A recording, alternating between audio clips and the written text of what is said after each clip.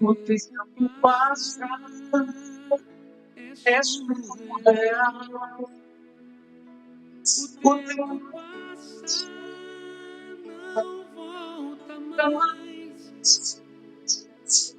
O tempo passa pra você e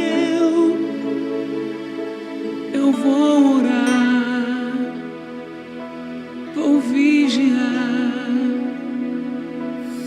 É tempo de oração,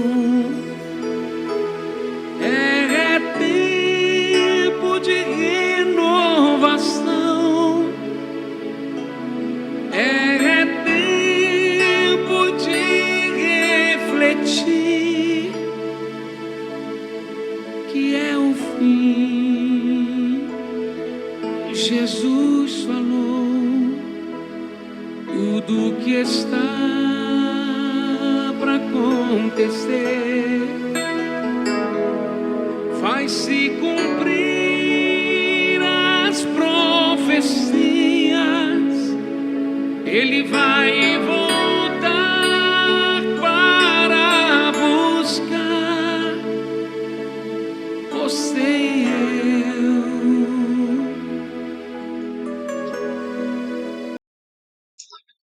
Quero convidar todos vocês nesse momento para orar comigo em nome de Jesus. E vamos realizar esta oração da noite, a noite de terça-feira. Essa noite de terça-feira, convido você para orar comigo. Mas antes de realizarmos a oração, eu quero falar para você que eu vou trazer aqui a mensagem da escola dominical, o estudo da escola dominical com o professor Juliano e o professor Samuel. Que é a escola dominical, são os professores do ministério É Tempo de Oração. E eu quero trazer para vocês a importância, o quanto foi importante essa mensagem para mim.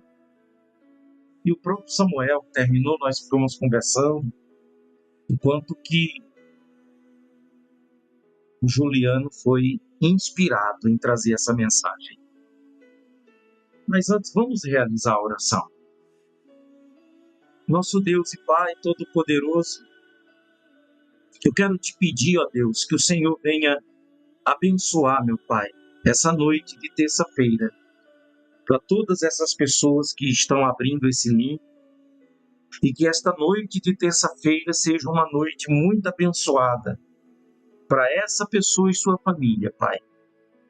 Deus, obrigado, Deus, por tudo de bom que tem acontecido na nossa vida. Muito obrigado pelos desafios, pelas lutas também, que é para a gente crescer, que é para a gente aprender, Pai. Nas tuas mãos está a minha vida, meu Deus. A vida da minha esposa, meus filhos, meus netos, minha família, minha casa. Toma nas tuas mãos. Em nome de Jesus. Eu quero que você também agora fale com Deus, apresente a Deus sua dor, seu questionamento, seu pedido de oração. Você que foi alcançado com esse link, talvez é a primeira vez que você esteja orando aqui conosco. Todos os dias nós estamos aqui, é um canal de oração e eu quero deixar você bem à vontade para que você possa falar com Deus, receber força, receber a sabedoria, o entendimento, receber a capacidade da condição. Eu não sei o que está se passando na sua vida, na sua casa, mas seja lá o que for que esteja acontecendo, saiba que Deus, Ele está aí, independente de sua religiosidade, seu nível social, cultural. de sua interpretação teológica, de seu entendimento da Bíblia, se tem nível espiritual ou não. Deus está para aquele que pede socorro. Deus está pronto para todos. Só uma coisa que Deus exige de você. É uma coisa que Deus exige de você. É que você perdoe. Perdoe para ser perdoado. É isso que Deus exige. Perdoe para ser perdoado. É o perdão. É o que você vai ouvir agora nessa mensagem do Juliano, trazendo para você esse estudo, essa escola dominical. Em nome de Jesus. Ó Pai, muito obrigado por tudo, Senhor. Estamos aqui mais uma vez, Senhor, orando ao Senhor e pedindo a sua graça, a sua misericórdia. Em nome de Jesus. Amém. Receba a presença de Deus, o poder de Deus, o Espírito de Deus. Escreva aqui nos comentários o seu pedido de oração, o seu nome, nome de alguém que precisa de oração. Fica à vontade. Em nome de Jesus. Amém?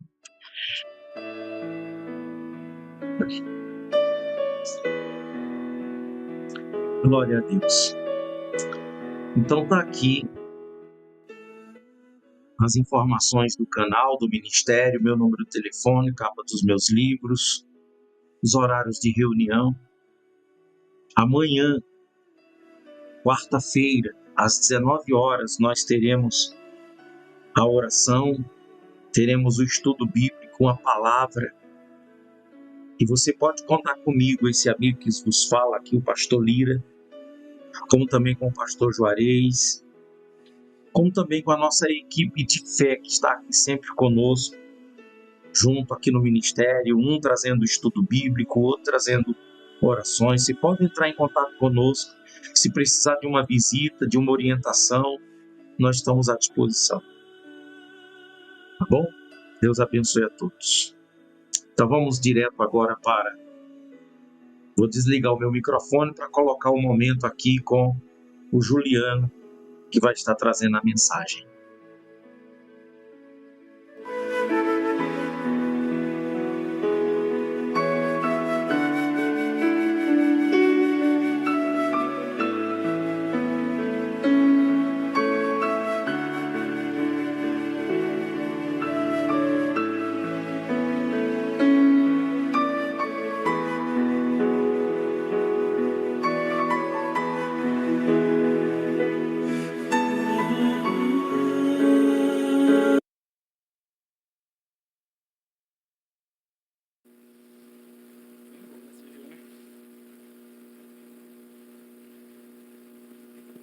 Bom dia, irmãos. Paz e graça para todo mundo. Muito incentivado pela palavra de quarta-feira, que foi muito bonita, muito significativa para nós que estamos começando o ano, né? Inclusive, quem não viu, quiser ver, está lá no canal Tempo de Oração, também está no canal do Samuel, né? Samuel Nepomuceno, só procurar no YouTube que você vai achar. Hoje a gente vai sentar ao redor da mesa, vendo e tendo como base uma figura que foi mudando de vida aos poucos.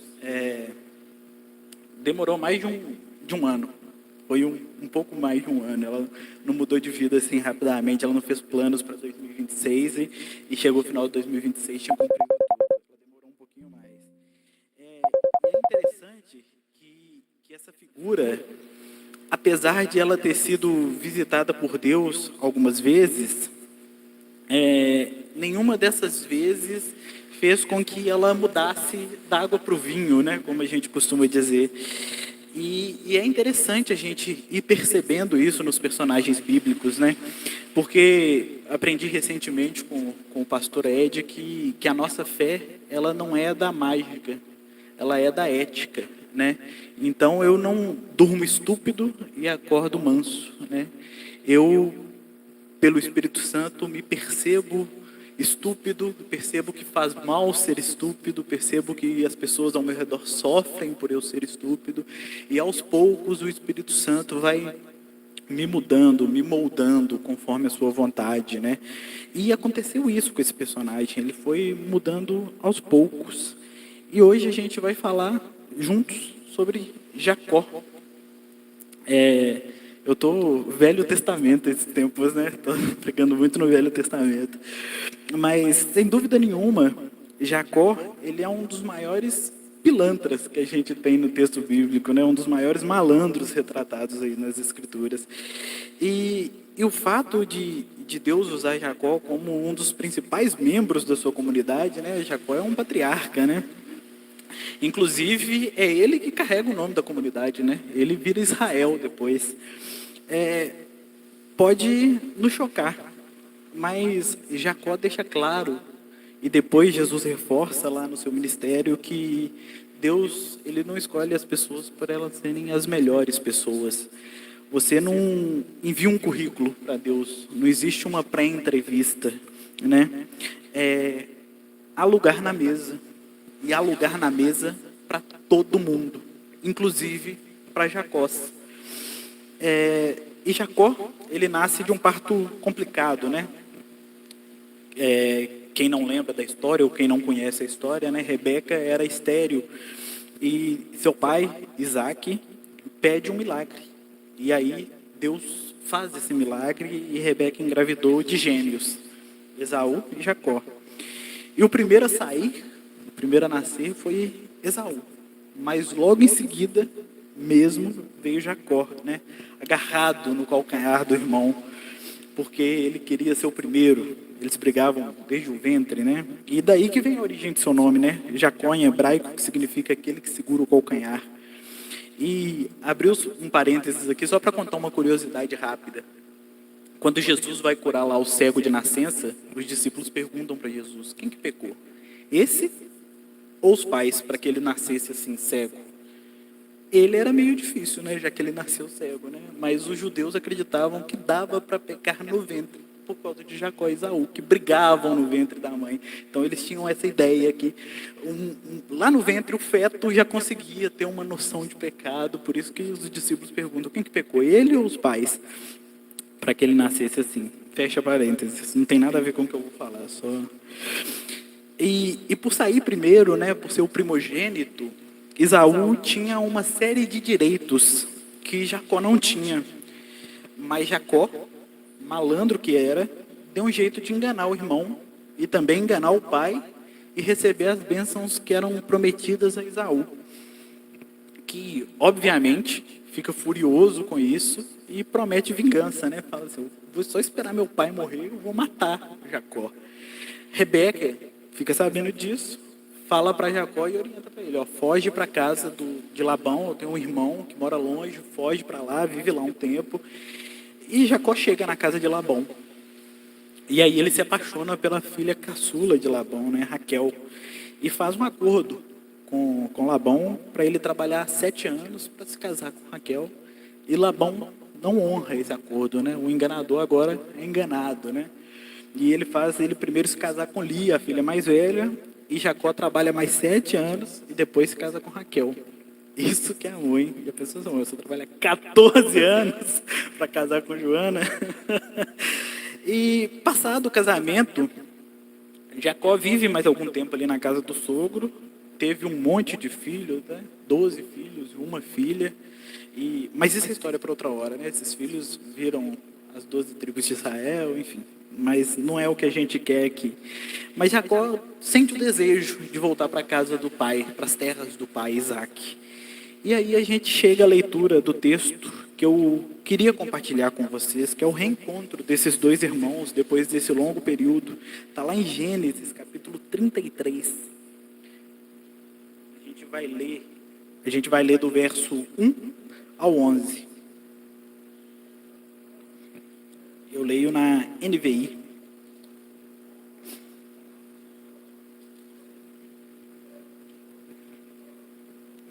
Diz assim o texto: quando Jacó olhou, e viu que Esaú estava se aproximando com 400 homens, dividiu as crianças entre Lia, Raquel e as duas servas. Colocou as servas e os seus filhos à frente, Lia e seus filhos depois, e Raquel com José por último. Ele mesmo passou à frente e, ao se aproximar do irmão, curvou-se até o chão 7 vezes. Mas Esaú correu ao encontro de Jacó e abraçou-o ao seu pescoço e o beijou, e eles choraram. Então Esaú ergueu o olhar e viu as mulheres, as crianças, e perguntou: quem são estes? E Jacó respondeu: são os filhos que Deus concedeu ao teu servo. Então as servas e os seus filhos se aproximaram e se curvaram. Depois Lia e os seus filhos vieram e se curvaram. Por último chegaram José e Raquel e também se curvaram. Esaú perguntou: o que você pretende com todos os rebanhos que encontrei pelo caminho? Ser bem recebido por ti, meu senhor, respondeu Jacó. Disse, porém, Esaú: eu já tenho muito, meu irmão. Guarde para você o que é seu. Mas Jacó insistiu: não, se te agradaste de mim, aceita este presente de minha parte, porque ver a sua face é como contemplar a face de Deus. Além disso, tu me recebestes tão bem. Aceita, pois, o presente que te foi trazido, pois Deus tem sido favorável para comigo, e eu já tenho tudo o que necessito. Jacó tanto insistiu que Esaú acabou aceitando. A gente para aqui. E diante do texto, eu queria propor 3 lições que a gente pode aprender com esse reencontro. E a primeira lição é que Deus é reconciliação, é perdão. Quando eu leio sobre a corrida de Esaú, seu encontro com o irmão, o abraço, o beijo e o choro junto, eu penso na beleza desse encontro. E Deus está nessa beleza, né? Quando eu li e meditava no texto para preparar, eu lembrava de Nelson Mandela. Para quem não conhece a história, Nelson Mandela ele foi um líder, né, na luta contra o apartheid na África do Sul, que foi um regime de segregação racial, basicamente. E por seu ativismo nessa luta, ele estava à frente dessa luta, Mandela passou 27 anos preso. Ele foi condenado à prisão perpétua, né, mas passou 27 anos preso. E depois de liberto, ele foi eleito de forma democrática lá na África do Sul, e Mandela, agora presidente, estabeleceu a Comissão da Verdade e da Reconciliação. Ao invés de Mandela ir pelo caminho da vingança, da punição, Mandela escolheu um caminho melhor, o caminho do perdão, desde que fossem confessados os crimes. Veja bem, Mandela passou quase 30 anos preso, de forma injusta, e quando eleito, ele buscou a reconciliação com seus algozes. Mandela sabia e afirmava que se não fosse por meio da reconciliação, o país ia ruir, no meio de uma guerra civil interminável, não ia ter fim. Então, o único caminho possível era a reconciliação. Esaú também. Ele foi enganado pelo próprio irmão, mais de uma vez. E ao se reencontrar com ele, o sentimento que ele teve não foi aquele que ele deixou Jacó. Não foi a raiva, não foi o ódio, não foi a vontade de vingança. Foi a saudade. Esaú já tinha perdoado Jacó antes deles se encontrarem. E, por vezes, a justiça ela não é o bastante para dar paz para o nosso coração, a justiça como a gente conhece. E quando a justiça não é o bastante, a gente tem que partir para o caminho do perdão, para o caminho da reconciliação. Perdão, que vem do latim, a palavra perdonum. Per, completamente, por inteiro, donum, dádiva, doação, presente. Ou seja, conceder perdão é o ato de doar-se totalmente. É abrir mão de algo que você tem direito, seja a culpa, seja o rancor ou a punição que você poderia exigir de alguém que lhe fez mal. Mandela não teria o direito de exigir que prendessem aqueles que o prendeu injustamente, que praticavam a segregação social. Esaú não teria o direito de sentir raiva e de cobrar o irmão pelo que ele fez. Mas o perdão é paradoxal, porque parece fraqueza, mas não é. Porque o perdão não é simplesmente esquecer. É um ato generoso, uma doação. Quem perdoa, presenteia aquele que errou. O presente da liberdade da culpa, o presente da renovação do vínculo. Quem perdoa é como se dissesse: eu sei o que você fez. Você sabe o que você fez. Mas eu te dou a opção da gente recomeçar daqui. A partir daqui, em paz, reconciliados. E isso não é humano. Não tem como ser humano. Por isso que o perdão é divino. O perdão vem de Deus. E para além do perdão, a mensagem do Evangelho é a reconciliação. Deus não é um Deus que esperou passivamente o humano buscar redenção pelos seus pecados, pela sua queda, pela sua falha. Não, Deus correu ativamente atrás da humanidade caída, abraçou, beijou, chorou. E Jesus Cristo, ele é o grande ator da reconciliação. E Paulo, lá na segunda carta aos Coríntios, ele vai afirmar que ele nos confiou a mensagem da reconciliação. E isso é muito significativo, principalmente atualmente, né? O Samuel começou falando, a gente vive tempos que a gente não se conecta com ninguém, a gente vive tempos que o país está rachado.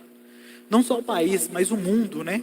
A gente vive tempos onde o Hamas bombardeia Israel, e Israel devolve, onde a Rússia invade a Ucrânia, onde ontem os Estados Unidos invadiu a Venezuela. A gente vive um mundo rachado, um mundo em que cada um olha para os seus interesses. E por isso que a mensagem da reconciliação é tão revolucionária. Porque quando cada um está olhando para o seu umbigo, você fala, não tem problema. Não precisa me ressarcir. Eu te aceito de volta, do jeito que você é. E essa é a mensagem do Evangelho. O reino de Deus não é da ordem de levantar estruturas poderosas. Pelo contrário, a mensagem política que o Evangelho carrega é o da reconciliação, é o da aproximação, é o do perdão. E para além disso, se Esaú me ensina a perdoar diante da falha, Jacó me ensina a ser humilde o bastante para reconhecer a minha falha. Ainda com Mandela, o perdão que Mandela concedeu não era indiscriminado, não era perdão para todo mundo. O causador do mal tinha que confessar o crime para depois ele ser perdoado. Como eu disse, né, Esaú me ensina a perdoar. E Jacó me ensina a ser humilde o bastante para reconhecer o mal que eu causei, para me prostrar diante da vítima do meu mal. E além disso, com a insistência que ele faz para o irmão receber os presentes, Jacó me ensina que, se for possível, eu devo minimizar o mal causado, seja com presentes, seja com afeto, eu devo minimizar o mal causado. Se perdoar é necessário, reconhecer que errou é tão necessário quanto. Porque a gente não é uma comunidade perfeita, né? Nós somos humanos rachados, caídos, que o bem que a gente quer a gente não faz, o mal que a gente não quer a gente faz. E quem se senta à mesa com Cristo é gente que erra. É gente que erra constantemente. Quem se senta com Cristo são os ateus, que cobram impostos até mais do que deveria. São Saulos, que perseguem a igreja. São Pedros, que negam antes do sol nascer. São Jacó, que fazem de tudo para sair por cima. São Esaús, que querem partir para o caminho da vingança, partir para o caminho de pagar o mal com o mal. E eu não escapo disso. Eu não sou melhor do que isso. Por isso que eu preciso reconhecer o meu erro, e reconhecer quando eu erro, e avançar para o caminho da reconciliação. Tem que ter em mim o desejo de voltar para a terra do meu pai, mesmo que Esaú esteja lá. porque assim eu avanço para o caminho da reconciliação. E se for possível e necessário, da restituição. Só reconhecendo quem eu sou e o que eu fiz para machucar o meu próximo e o que eu posso fazer para minimizar a dor que eu causei, é que eu, Jacó, posso ser transformado em Israel. Ou que eu, Paulo, ou que eu, Saulo, melhor, posso ser transformado em Paulo. E que Deus nos conceda a bênção de reconhecer quem somos e o que fazemos, e o Espírito Santo nos melhore, conforme a sua vontade. E por fim, eu queria trazer uma pergunta provocativa, que esse texto me fez refletir, e infelizmente eu tenho mais de uma resposta, talvez. E a pergunta é: quem é o seu Esaú? Quem é o seu Esaú? Quem é o Esaú da sua vida? E para a gente pensar junto nessa provocação, acho que vale voltar no capítulo 32. Jacó está voltando para a terra de seu pai. Ele teve esse desejo e ele está voltando para a terra de seu pai. E ele sabe que Esaú está lá. E ele sabe o que ele fez para Esaú. E sabe também o que Esaú prometeu fazer com ele quando o pai morresse. Então, sabendo disso tudo, Jacó manda mensageiros para avisarem Esaú que ele está voltando. E os mensageiros, eu não sei como é que falaram com Jacó, mas os mensageiros trouxeram a mensagem que, Esaú está vindo te encontrar aí no meio do caminho. E ele está vindo com mais 400. Imagino que a perna de Jacó bambeou na hora. A minha bambearia na hora. Justamente. Quase que a perna dele não volta para o lugar. E aí Jacó começa a tramar possíveis fugas e possíveis estratégias para amansar o irmão que vinha ao seu encontro. Jacó tinha tido diversas experiências com Deus. Ele já tinha se encontrado e ouvido a voz de Deus por diversas vezes. Mas, em momento algum, passou na cabeça de Jacó que esse Deus que se encontrava com ele, o Deus de Abraão e o Deus de Isaac, pudesse ter visitado Esaú também, pudesse ter encontrado com seu irmão da mesma forma que encontrou com ele. Talvez Jacó se considerava especial demais, porque ele tinha o direito da primogenitura, ele tinha recebido a bênção do pai, Isaac. Deus não visitaria Esaú, que ficou sem nada, né? Recebeu uma bênção de Isaac lá, mas uma bênção bem mais ou menos. Pois Deus visitou. A Bíblia não nos relata como, nem quando, porque ela vai seguindo os passos de Jacó. Mas o fato que o irmão que se encontra com Jacó não é o irmão que fez com que Jacó fugisse. Não é o irmão carregado de ódio, mágoa, rancor. O irmão que se encontra com Jacó tem saudade, abraça, beija, chora. O irmão que se encontra com Jacó perdoou e quer caminhar junto no caminho de volta. Não quer matar ou vingar. E isso é obra de Deus. Como eu já disse, o perdão é divino. Não tinha como Esaú perdoar por ele mesmo. Então, Esaú se encontra com Deus de alguma forma. E diante desse contexto, o que resta é a pergunta: quem é seu Esaú? Quem é nosso Esaú? Quem é o Esaú da igreja atual? Que o povo evangélico olha e pensa: é impossível Deus falar com essa galera. É impossível que esse pessoal mude. Será que são os gays, os ateus, os católicos, o pessoal da religião de matriz africana, o pessoal que não vota em quem você vota? Quem que será o Esaú da igreja atual? Deus, ele se encontra com Jacó, mas ele se encontra com Esaú. Deus, ele se encontra com os israelenses, mas ele se encontra com os palestinos também. Ele se encontra com os héteros, mas se encontra com os gays. Deus se encontra com quem vai à igreja todo domingo, mas se encontra com os desigrejados. Esse encontro pode não estar nas páginas, pode passar despercebido para os olhares mais desatentos, mas Deus se encontra porque tem coisas que só Deus faz. E quando você percebe isso, você olha e fala: impossível isso não ter sido obra de um encontro com Deus.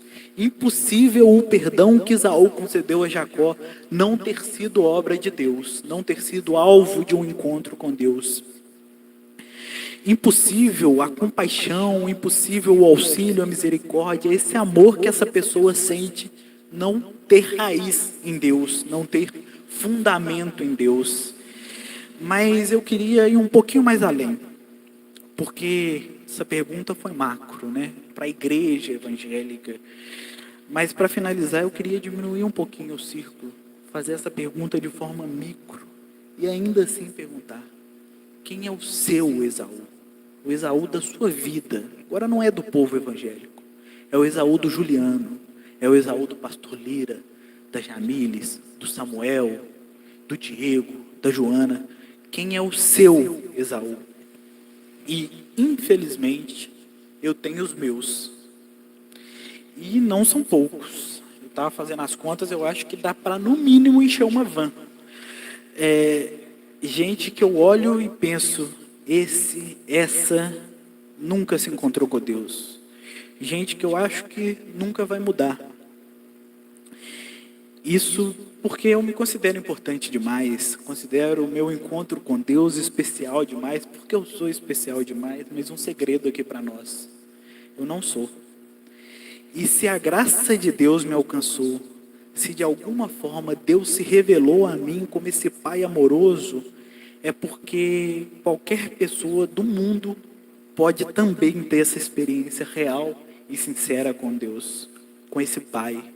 O Pai de Abraão, o Pai de Isaac, o Pai de Jacó e o Pai de Esaú. E minha oração é que daqui para frente o perdão e a reconciliação sejam as marcas por onde você passar, por onde a gente passar. Principalmente agora, nesse ano de 2026, ano eleitoral, os nervos ficam à flor da pele, né? Sua família briga, mas que o rancor não seja uma prisão que você se aprisione, mas que você, eu, nós, possamos viver a liberdade do perdão, da reconciliação. Oro para que quando a gente falhar, a gente possa reconhecer como e com quem a gente falhou. E mais do que verborragia, mais do que pedir aquele perdão bonito, que a gente possa sair em direção, na busca real do perdão e da reconciliação. E do ressarcimento, se for possível, se tiver no nosso alcance. E que no fim, a gente possa reconhecer os nossos Esaús pela vida, sabendo que o Deus que se revelou a nós se revela também a qualquer pessoa, e que ao contemplar a face feliz dos nossos irmãos e irmãs pela vida, que a gente possa ver a face de Deus. Amém. Amém. Graças a Deus.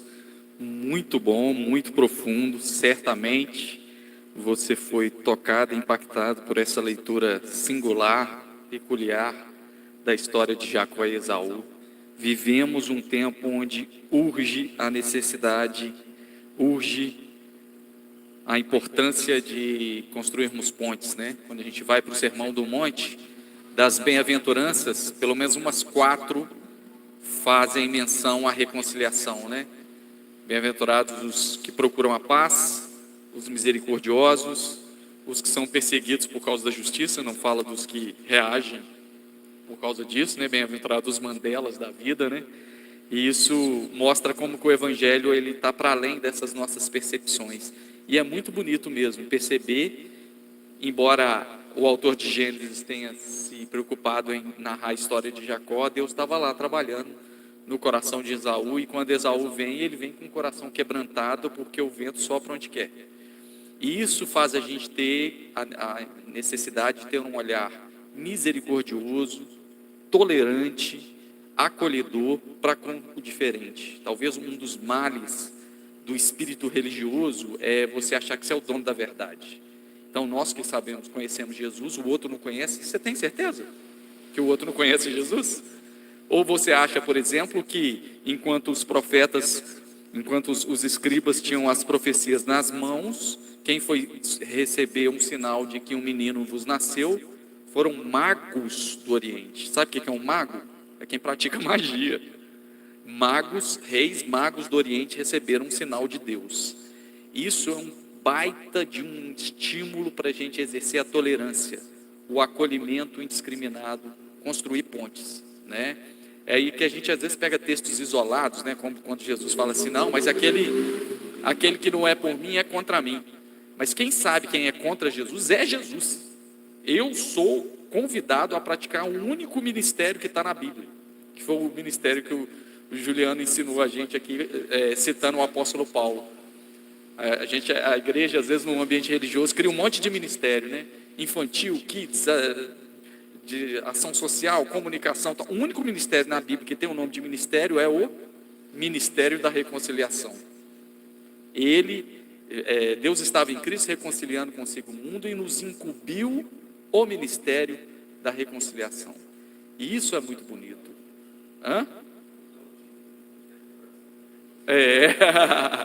Muito bonito isso, né?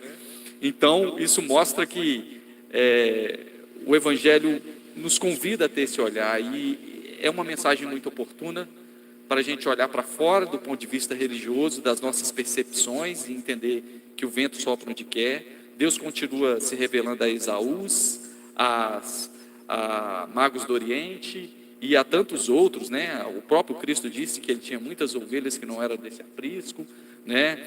E que muitos virão do Oriente e do Ocidente e se assentarão à mesa com Abraão, Isaque e Jacó, né? E talvez o texto mais emblemático é Mateus 25, quando Jesus vai falar sobre o julgamento final, e ele vai dizer: vinde a mim, benditos do meu Pai, porque tive fome e me deste comer, tive sede e me deste beber. E os justos, que nem sabiam que eram justos, se mostram surpresos, dizem: uai, não estou sabendo disso, quando que eu fiz isso? Melhor, quando você fez. O justo nem sabia que ele era justo.